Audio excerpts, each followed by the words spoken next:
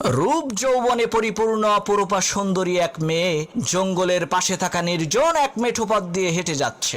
এমন সময় হঠাৎ করে প্রচন্ড বেগে ঝড় শুরু হয়ে গেল। তখন সেই মেয়েটি দেখতে পেল দূরে একটা ঘর দেখা যায়। এই ঝড়ের কবল থেকে বাঁচার জন্য মেয়েটি ওই ঘরের দরজায় কড়া নেড়ে সাহায্য চাইল।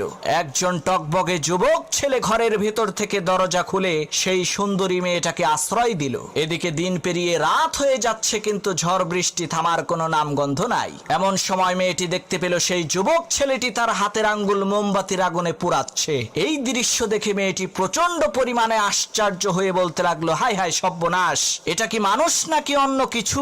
পরের দিন সেই মেয়েটি বাড়িতে যেয়ে তার বাবার কাছে সব ঘটনা খুলে বলল, কাল রাতে তার সাথে কি কি হয়েছিল। তখন সেই মেয়েটির পিতা সেই ছেলেটিকে এসে জিজ্ঞেস করলো, বাবা, গতকাল রাতে মোমবাতির আগুনে তোমার হাতের আঙ্গুল পুড়িয়েছো কেন?